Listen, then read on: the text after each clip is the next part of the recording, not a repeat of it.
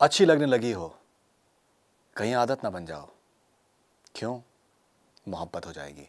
Classic love story कभी मैं कभी तुम फाइनल एपिसोड हो चुका है। एक ईद का माहौल था थिएटर्स में पाकिस्तान में। दुनिया भर में ये इस फाइनल एपिसोड का बेसब्री से इंतज़ार था। 9-10 मिलियन व्यूज़ हो चुके हैं विद इन नो टाइम। और ये कहना बिल्कुल भी आई थिंक गैर ज़रूरी नहीं होगा कि Monday Tuesday will not be the same again. It has become an आदत of sorts. What a beautiful drama, what a beautiful story telling. हम लोग एक ऐसे ज़माने में हैं जब ये तसव्वुर है कि fear of missing out, FOMO, चीज़ें जो हैं बहुत ही हैबत में होनी चाहिए, फास्ट पेस्ड होनी चाहिए, बिकॉज यूथ को यही सब कुछ पसंद है। एक ठहराव वाली लव स्टोरी, स्पेशली अगर हम फाइनल एपिसोड की बात करें, एक ठहराव है। चाय के कप्स हैं, कप के निशान रह जाते हैं रखने के, तो वो भी एक तरीके का सिंबॉलिज्म है। बहुत ही खूबसूरत photography and camera work and direction as far as Badar Mahmood is concern. जिस तरीके का लाइट्स का एक पूरा कॉन्सेप्ट है, और जब लाइट्स आती है और उसके बाद ये कि दैट इसमें एक अल्लाह का इशारा समझा जाए, extraordinary. Once again Farhat Ishtiaq साहबा की मैं तारीफ़ करना चाहूँगा। राइटिंग की जहाँ तक बात करी जाए, आखिर में जो नोट्स आते हैं, उन नोट्स से भी आप मोहब्बत कन्वे कर सकते हैं।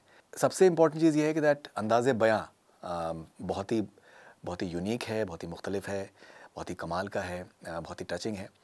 फाइनल एपिसोड में सब कुछ है जो कि एक तरीके का पोएटिक जस्टिस की बात करें, हैप्पी एंडिंग है। लोग इस चीज़ से काफ़ी ज़्यादा डरे हुए थे कि क्या होने वाला है, और स्टार्ट होता है एपिसोड और उसमें लिखा हुआ आता है मौत और फिर क्वेश्चन मार्क आता है। So I think wonderful way of teasing the audience, wonderful way of keeping the audience interest alive.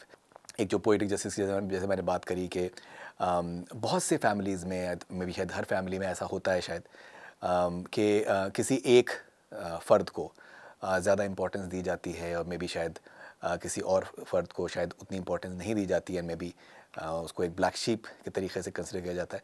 लेकिन अक्सर हम देखते हैं कि जो ब्लैक शीप होता है वही जो है या होती है वही जो है वो काम आती है एंड आगे निकल जाती है। तो ये कहानी है टॉर्टोइज़ और रैबिट की, और बहुत एज ओल्ड कहानी है, लेकिन उसको आप नए नए अंदाज में कहते रहते हैं।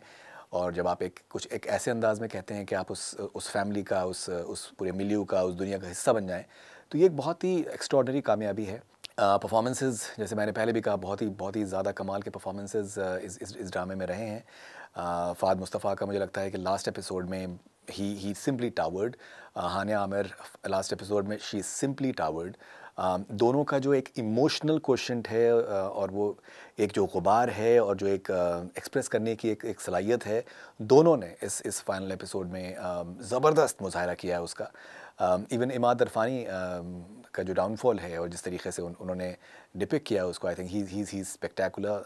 जावेद शेख साहब, बुशरा जी, सब एवरीवन इज़ ट्रूली वंडरफुल। ये कहा जा सकता है कि मैं स्पॉइलर दे रहा हूँ, लेकिन मुझे लगता है कि ये इंपॉर्टेंट है सिंस मैं कवर कर रहा हूँ इस ड्रामे को काफ़ी टाइम से।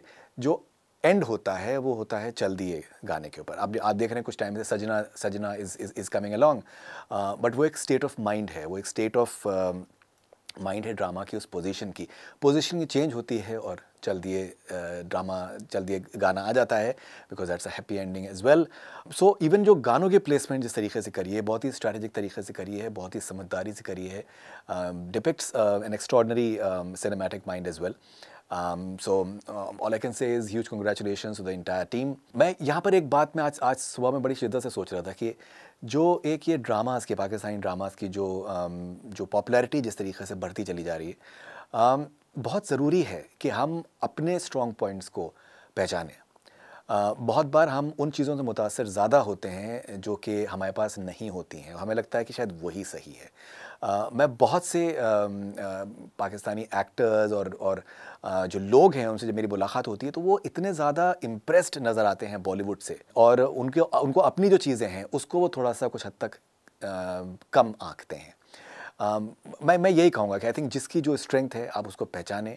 आपकी जो, और बहुत बार मैं देखता हूँ कि सर्टेन मैंने फिल्म भी देखी हैं, and I can tell you कि दैट कौन सी हिंदी फिल्म से उसको कॉपी किया गया है।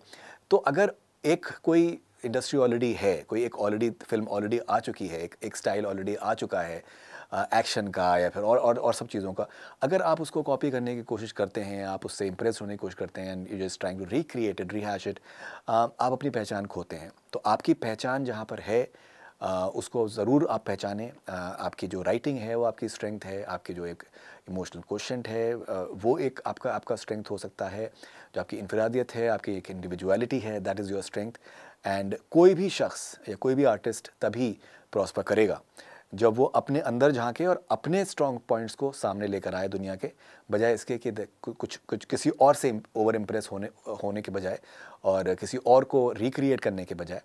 बिकॉज अगर आप किसी का रिक्रिएशन बनने की कोशिश करेंगे, so you will never have your own identity and it's at the end of the day it's all about the identity.